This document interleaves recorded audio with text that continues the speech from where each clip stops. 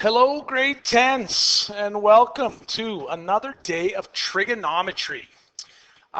What's nice about this lesson is it's review. Junior high goes back to grade 8. You worked with it a bit in grade 9, but let's make sure we understand because, man, Pythagorean theorem, it is something that you will use at some point in your life around your house if you remember it. It is one of those little formulas that can be useful. What Pythagoras' formula is a squared plus b squared equals c squared. It's to find unknown side lengths in right-angled triangles. Because like I've said, this triangles or trigonometry unit is all about right-angled triangles. So you have to have a right-angled triangle. And the key here is that to find the unknown side lengths, we need to know two sides. If we know two sides, we can find the third side using Pythagoras. A squared plus b squared equals c squared. You've seen it before. There's another formula like it that we'll talk about as we move on. Basically, what Pythagoras is, and Pythagoras figured it out. How he figured it out, I don't have a clue. But he said that if you have a right triangle with three side lengths, we know it is exactly a perpendicular right triangle if I can take, and remember with Pythagoras, the longest side is always C. A and B are interchangeable. 4 and 3, A and B doesn't matter which is which. But what Pythagoras discovered is that if you took the A side and squared it, well, if I take a length and square it from last unit, we know that creates a square that's 4 by 4. So a 4 by 4 has 16 pieces in it. The 3 by 3, because we go A squared plus the B side squared. So if I take my B side and square it, I'm making another square, but this square is 3 by 3 and gives us 9 pieces. And then Pythagoras' theorem said that if I take those two triangle and squares together, they should total the third side squared, which creates a third square that's now going to be 5 by 5. So that tells us that a 4 squared side and a 3 squared side together, added, gives us the third side squared. We see there's 16 pieces in a 4 by 4. There's 9 pieces in the 3 by 3, and 16 pieces plus the 9 pieces is 25 pieces, which are in the 5 by 5. How Pythagoras came up with that, I don't know. But it really is kind of cool when you think about it. So, you will see as you go on, a 3, 4, 5 triangle is always a right triangle. It'll always work, and you'll see why in a second. But that's essentially, this is just an explanation of what Pythagoras' theorem is showing us. So, like I said a couple minutes ago, the key to using Pythagoras' theorem is knowing that your hypotenuse is the longest side, which is always labeled C. It's always the side across from the right triangle, which I talked about last lesson in labeling. So we want to see how to check if a triangle is a right triangle. Well, we know a triangle is a right triangle if Pythagoras' theorem works. So we have a 3, 4, 5 triangle. The 5 is the diagonal. Longest side, we're going to call that C. And A and B for 3 and 4, interchangeable. So all I want to do is substitute my values into Pythagoras. We're verifying. And we've talked verifying earlier in the course. So A is 4 squared plus B squared. That should equal C squared. Well, remember to verify, we don't actually do anything. We solve each side separate. 16 plus 9, that's 25. 5 squared is 25. Left side equals right side. So the 4, 3, 5 triangle does work for Pythagoras. So we are allowed to put the little box in the corner because we know those 3 side lengths work in Pythagoras. So it's definitely a Pythagoras triangle, a right triangle. Is a 7, 11, 15 a right triangle? Well, it should work when we plug it into Pythagoras. A squared plus b squared equals c squared. Remember, our longest side is always c. The other two can be called a and b. So what do we want to do? We want to verify. I'm going to plug all of this information in. A squared is 7 squared. Plus b squared is 11 squared. We're hoping that that equals c squared, which is 15 squared. We're verifying, so I'm doing each side separate. 7 squared plus 11 squared. When I combine those, what do we get? 1, carry the 1, I get 161. Well, when we get 161, oh, what am I doing? 11 squared is 112. What a meatball. Bonehead, I apologize. 11 squared is 121. What am I thinking? So what do we get? We get 170 on that side. And if I do 15 squared is 225. So we don't have a squared plus b squared equal to c squared in this case. It doesn't work. So that means that 90-degree angle symbol can't be there. It is not a right triangle. Sure, there's probably a triangle that's 15, 7, and 11, but it's not a right triangle, so I can't put the symbol there. Pythagoras will tell us whether we're dealing with a right angle triangle. Now, with that being said, Pythagoras is more useful to solve for unknowns in a right triangle. Well, the first step, always, just like in measurements, start with a formula. We know we're going to have ABC, so we want to label it so we can substitute those into our formula. Well, A, B, and C, what's most important? Across from the 90 is your hypotenuse. That's C, there's A, there's B, or 18 could be B, 24 could be A, they're interchangeable. But because this shows us that it is a right triangle, Pythagoras will give us a valid answer.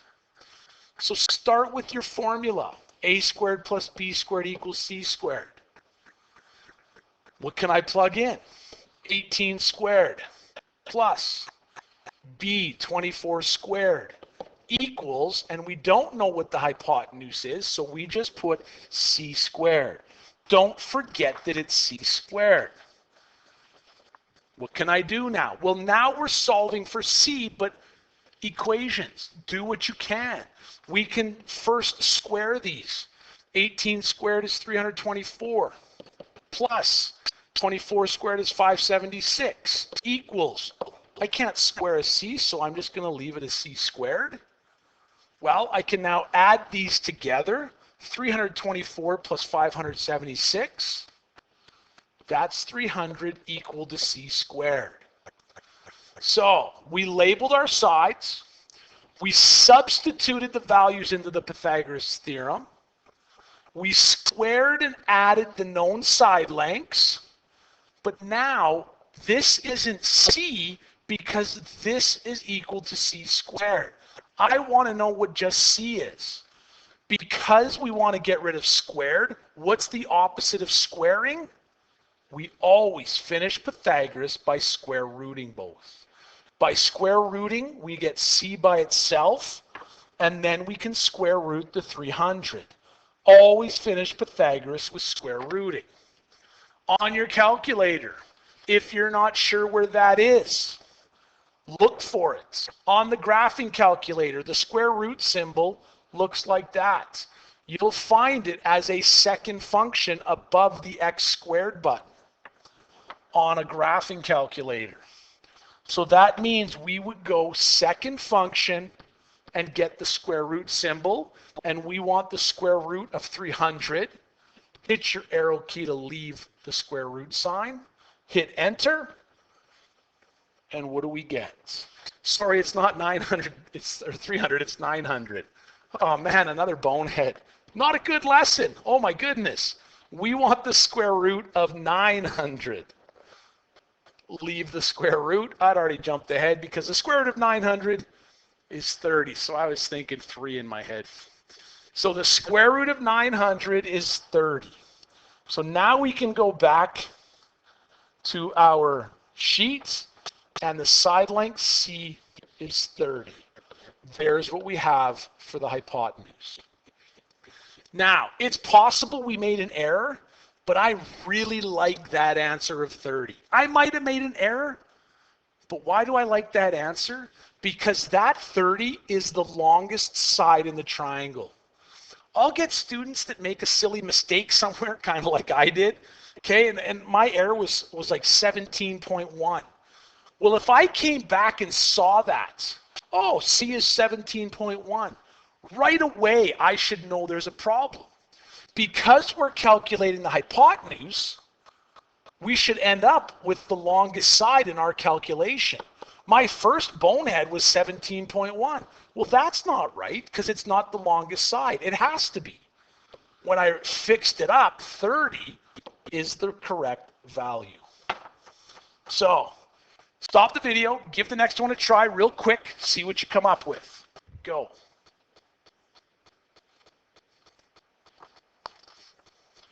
So for this one, same kind of idea, but note that it says we have to round to the 10th or 1 decimal place if necessary. So label your sides. Across from the 90 is always your hypotenuse. A and B interchangeable. So we have a squared plus b squared equals c squared. I want to substitute into that. A we think is 5, so I want to square it. B is 7, it tells us we want to square it. And c is what we're trying to find. Don't forget it's c squared in the formula. So we have 25 plus 49. Well, 25 plus 49 works out to be 74, and that's c squared. So something times itself is 74. Always finish Pythagoras by square rooting. And we want to square root 74. Pay attention this time, McDonald. Second function, square root 74, and I hit enter. Well, you're not always going to have it work out to be a nice even number. There's fewer even number solutions than not. So be prepared. It tells us to round to the 10th place.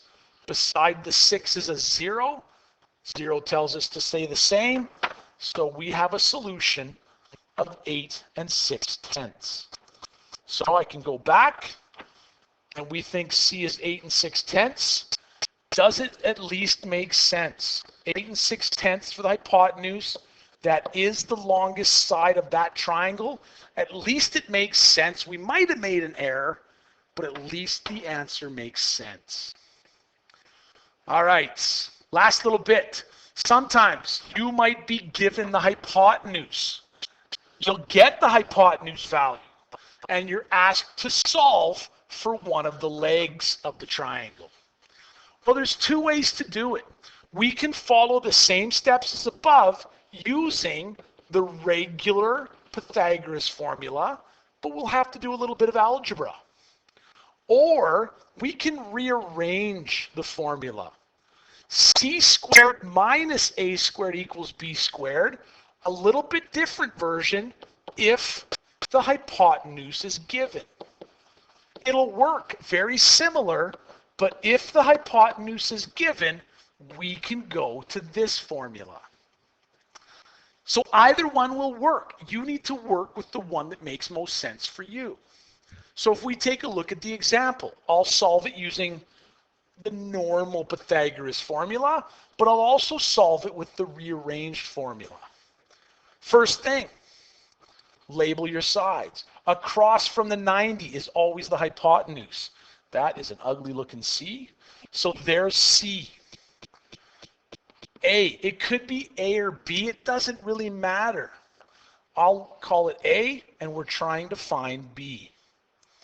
So A squared, well, that's 8 squared, plus B squared. Well, we don't know what B is, so we'll leave it as B squared. And that has to equal the hypotenuse squared, which we know is 10 squared. Well, we're going to follow similar steps. We can do some squaring of values. 64 plus B squared equals 100. Well, now instead of adding 64 and 100, because they're on different sides, algebra kicks in. We want to get the B by itself, so I need to subtract 64 from that side and subtract it from the other side. We're left with B squared equal to, in that case, we're left with 36. 100 minus 64 leaves us with B squared equal to 36. But what's the most important? Always finish Pythagoras by square rooting. This one, I'm hoping you can do in your heads. What's the square root of 36? What times itself equals 36? Well, B equals 6. So if I put the value of B equal to 6, do I like that answer? Well, what's important? Right triangle, hypotenuse is always the longest side. 10 is the hypotenuse. 8 and 6 are the legs of the triangle. Everything's in order. We might have made an error. I'm not saying it's always going to work and be correct just because of that, but at least the answer makes sense for the triangle. So now if I go back, and I'm just going to erase the information again because I'm going to redo it.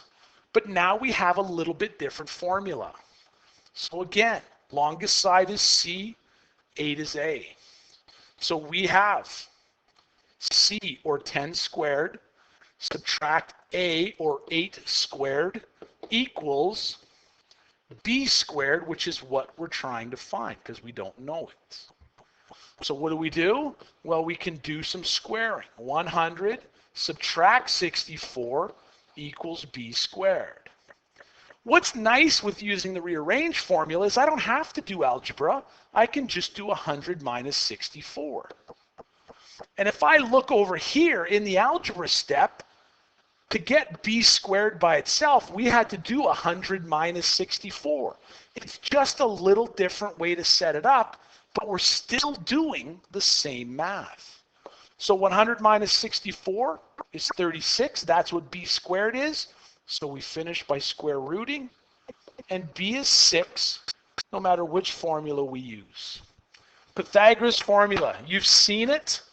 Need to practice with it. Example there. Give it a try. Pause the video. Side 6, side 9. Find the other side. Maybe try it with the pause video both ways. See if you can get it going with both ways. Then come back and we'll do it together.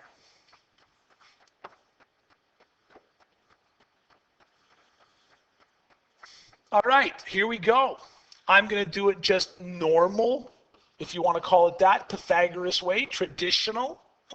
A squared plus B squared equals C squared to start.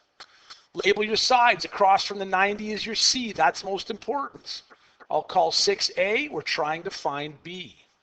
So here we go. A is 6 squared plus B, we don't know it. Keep it as a B squared, equals C squared, which is 9 squared.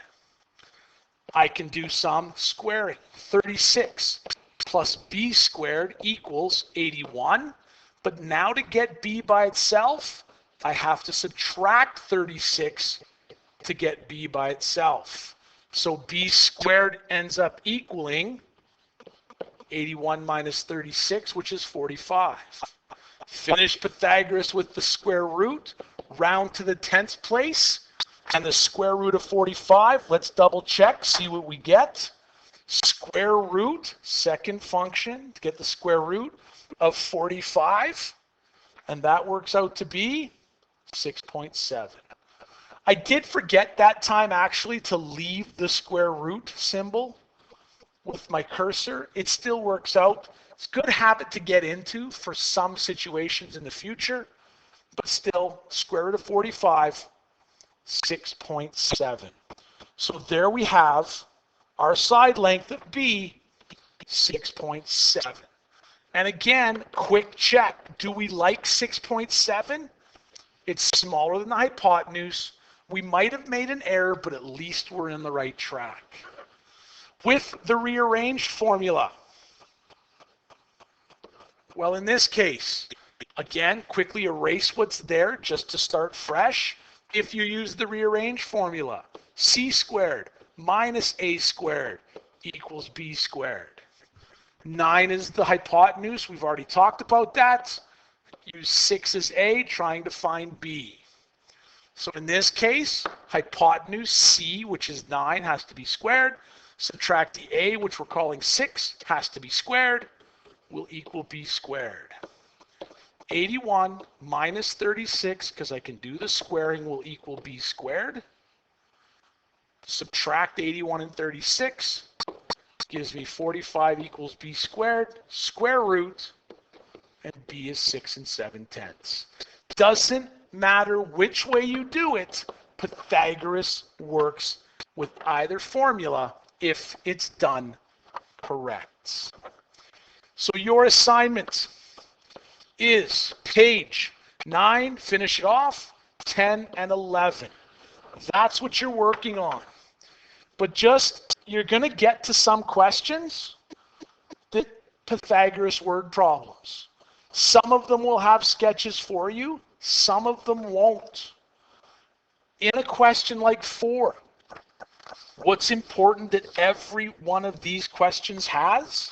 A right angled triangle. So when you sketch what's going on in number 4, or when you sketch what's going on in number 6, you have to make sure you need some form of a right angled triangle for every one of those questions. Doesn't matter how you sketch it, because we're doing trigonometry, and this year it's always right angled triangles. Make sure your sketches always have a right triangle in them. So that's what you're focused on. Page 9, 10, and 11. Finish that off. Nice review. Get her done and have fun.